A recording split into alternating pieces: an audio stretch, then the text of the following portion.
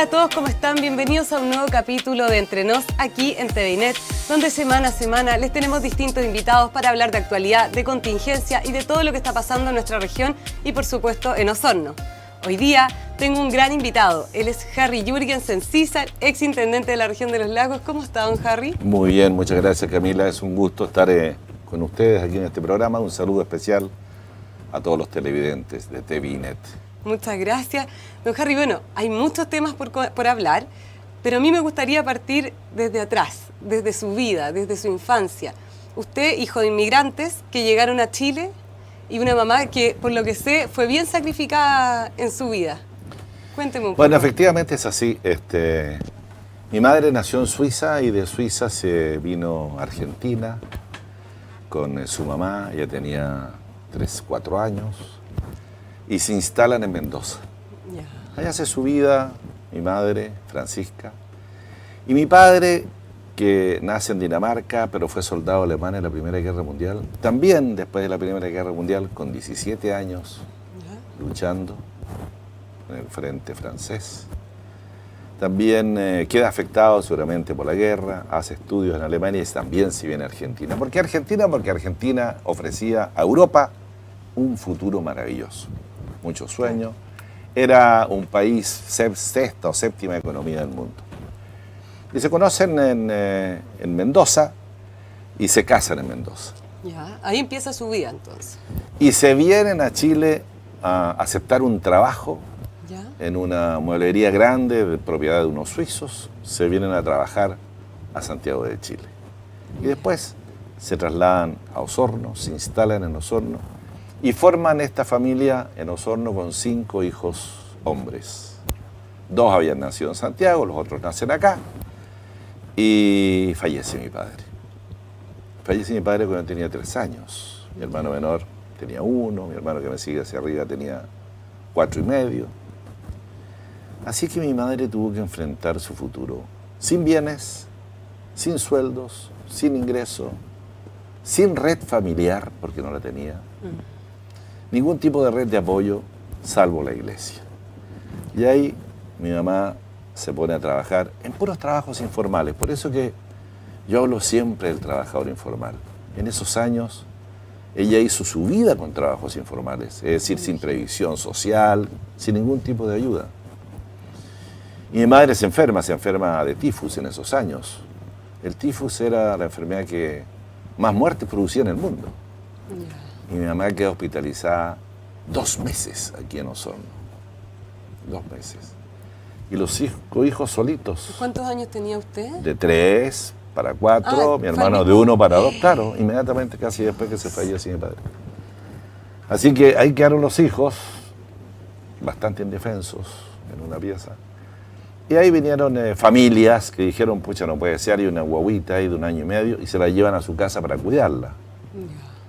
Y después, otra familia dice, pero también hay un niñito de 3 años que también está solo, mientras los mayores van al colegio, ellos quedan solos en su casa, también los toman. Y así nosotros nos criamos, digamos, los 2 menores en familias distintas, por varios años. De tal forma que nos habíamos olvidado ambos de nuestro papá y le decíamos papá y mamá, por supuesto, a esa familia que nos habían acogido y que tenía intenciones de adoptarnos, por supuesto. Pero ahí tuvo la fortaleza de nuevo de mi madre de no aceptar aquello.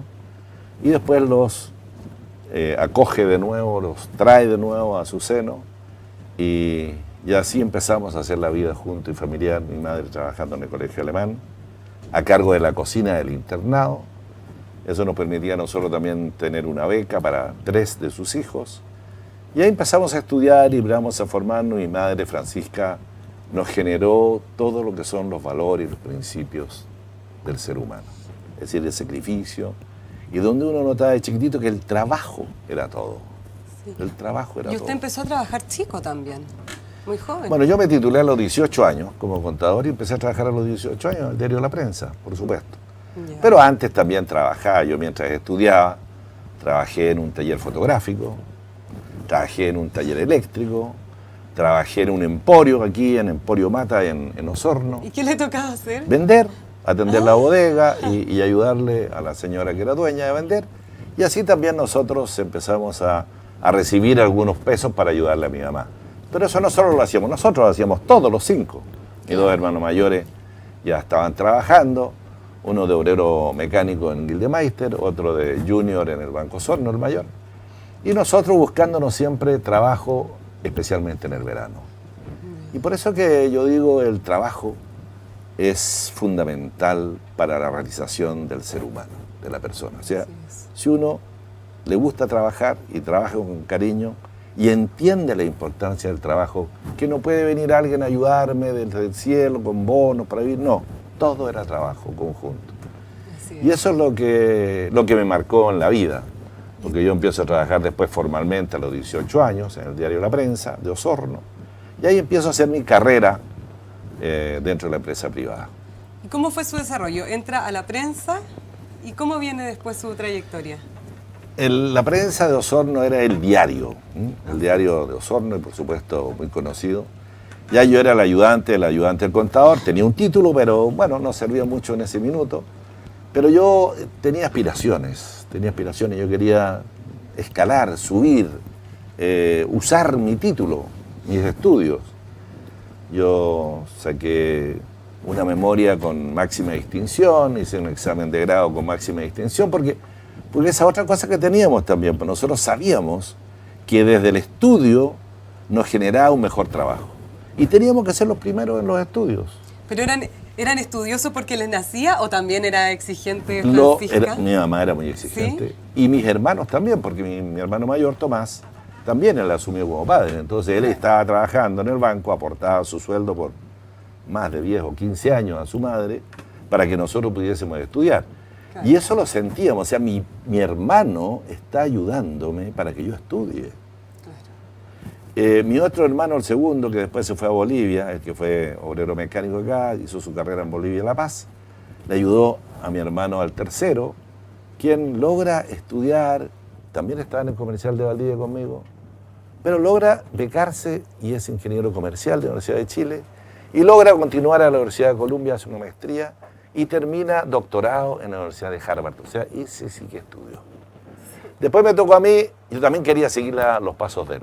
Yo quería ser ingeniero comercial, me estaba preparando para hacer el bachillerato, y bueno, pero mi hermano mayor dijo, no, tú ya tienes un título, por lo tanto, lo que corresponde ahora es que tú también colabores en el estudio de tu hermano menor.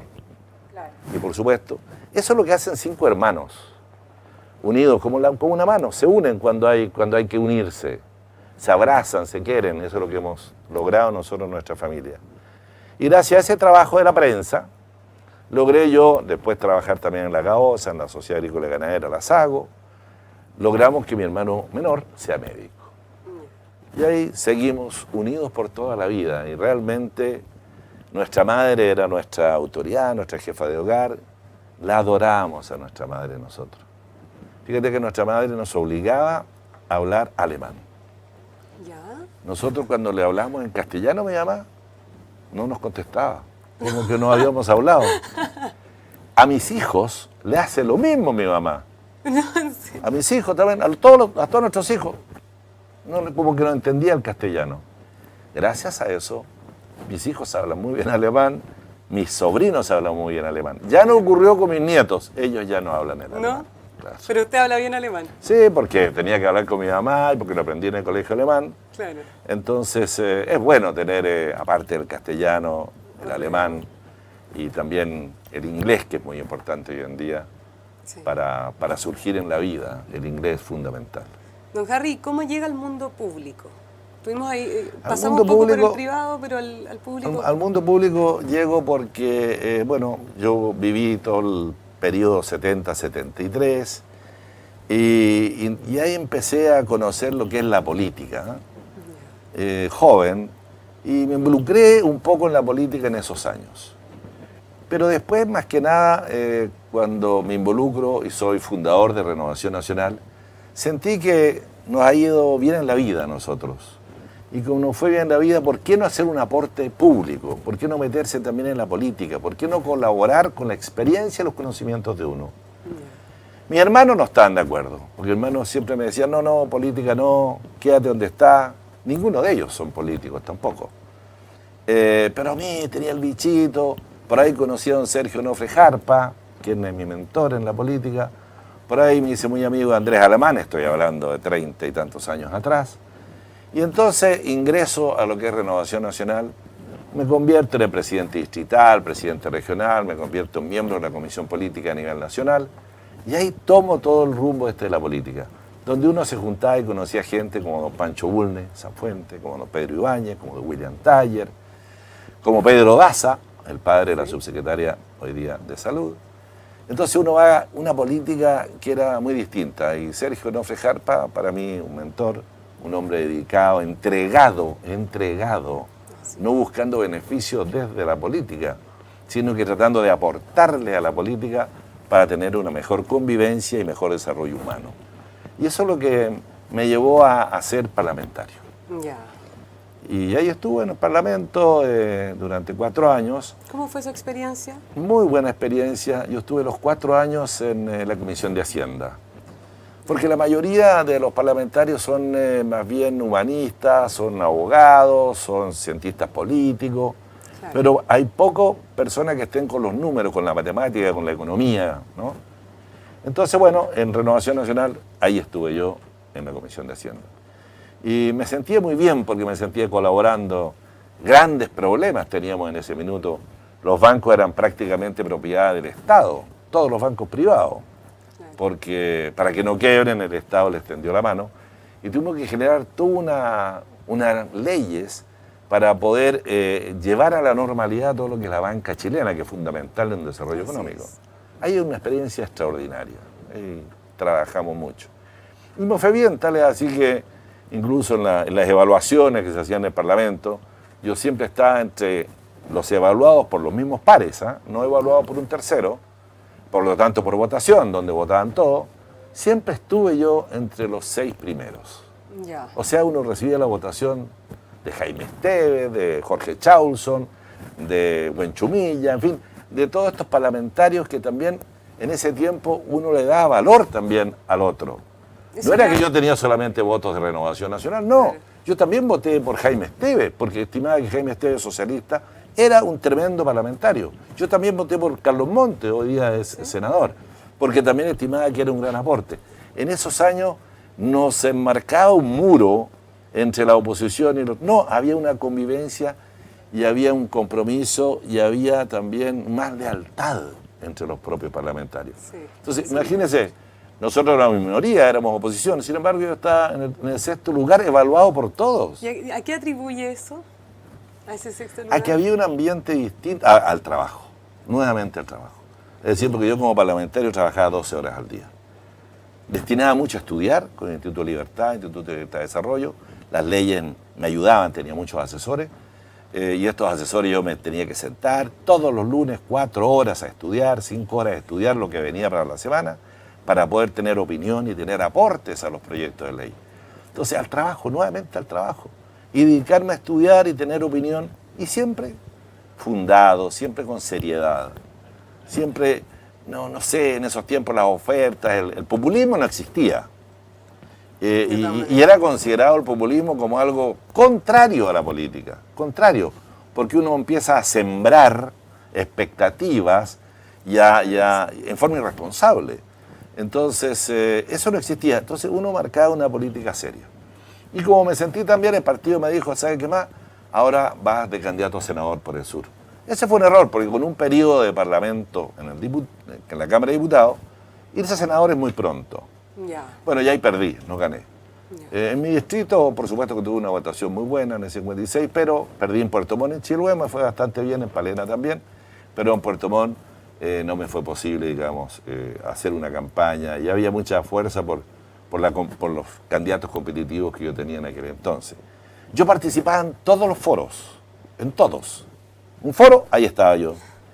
Y los 2 senadores elegidos no participó nunca en un foro, ni siquiera en estos foros nacionales del canal de televisión nacional, ni siquiera en eso, no participaban en foro. Ellos salieron elegidos. Es bien extraño eso, pero tiene razones. Entonces ahí me quedé y volví naturalmente a la empresa privada, donde hice carrera también gracias a mi título de contador general. el título de contador general, que no era un título académico, yo no pasé por la universidad, pero era un título que yo le daba valor. Sí. Porque yo trabajaba en función de esa profesión. Y yo trataba de ser perfecto en la profesión. No equivocarme en legislación tributaria, no equivocarme en legislación laboral, no equivocarme en consejos, en asesorías, no equivocarme, estudiarlo muy bien. La ley de la renta me la conocía de arriba para abajo, las leyes laborales igual.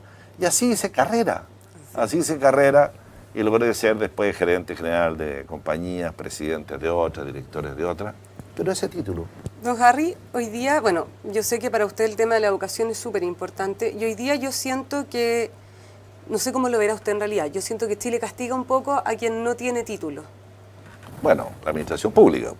En la administración pública, si uno no tiene título, inmediatamente tiene un grado allá abajo. Claro. O sea, la verdad es que hay que tener un título académico. Hoy día no se puede ser seremi si no tienes un título académico universitario de 5 años de estudio por lo menos. Entonces ahí se castiga. Y bueno, y uno que no tiene un título, claro. Yo pensé que en el primer periodo del presidente Piñera me iba a nombrar ministro, fíjate. Pensé que yo podría haber sido ministro de Agricultura. Era un sueño tal vez. Bueno. Pero no me podía colocar el pendrive, porque no tenía el título académico. En ese tiempo era muy importante tener doctorado y ahora también lo es. Pero uno en la vida, no todo es la universidad. Hay una universidad de la vida también. Entonces yo me siento muy cercano a aquella gente que todavía vive en trabajos informales, aquellos que no han podido estudiar, aquellos que les ha sido más difícil la vida. Yo me siento muy cercano a ellos, porque a ellos hay que extenderle la mano, a ellos hay que ayudarle. Ellos no tienen igualdad de oportunidades frente al académico, porque ya lo estamos viendo. Si el que tiene un título tiene esa posibilidad y tiene, digamos, un grado superior, el otro no tiene la misma oportunidad. No es justo, es muy difícil. Entonces, bueno, hoy día todos quieren estudiar en la universidad, por supuesto. Hoy día hay muchas facilidades para poder estudiar. Pero yo también le doy mucha importancia a la educación técnica profesional. Sí. Porque los técnicos profesionales de repente nos van a faltar, vamos a tener a lo mejor demasiados académicos, y los técnicos profesionales, y esto ocurre en Europa, en Europa, países avanzados, donde el técnico profesional, el técnico que no es profesional académico, tiene remuneraciones e ingresos familiares tan importantes como los académicos. Sí. Eso se ve, no sé, por los gaffiters, por ejemplo. Un técnico, un buen gaffiter, o un gaffiter que hace una empresa de servicio de gafitería, un emprendimiento. ¿Y cómo se puede, don Harry, potenciar la educación técnico-profesional o los mismos incluso oficios?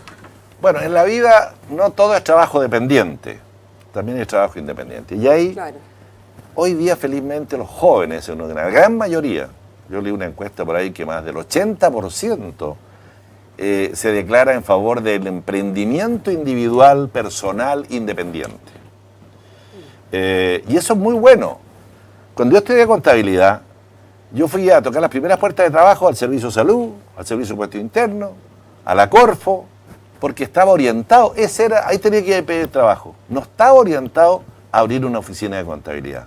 Hoy día veo yo los chicos jóvenes, profesionales, no, yo tengo una profesión, pero voy a emprender. Entonces, el Estado tiene que ayudarles a estos chicos jóvenes a emprender, claro, a facilitarles su emprendimiento. A eso es lo que yo le denomino proyectos de vida. Los proyectos de vida individuales de las personas tienen que tener facilidades. Entonces, el gran camino está en emprender. Y hoy día las pymes son eso. En Chile hay una evolución extraordinaria en ese sentido. Pero, por supuesto que estas pymes también necesitan ayuda. Y en pandemia, más ayuda aún, porque les ha tocado muy duro algunas actividades que tuvieron que cerrar en cuarentena y no pudieron funcionar. Don Harry, vamos a conversar de la pandemia, que ha sido muy dura, y de muchos otros temas a la vuelta de un breve comercial. Vamos y volvemos. Estamos conversando con Harry Jürgensen, ex intendente regional y osornino de tomo y lomo. Así que vamos y volvemos.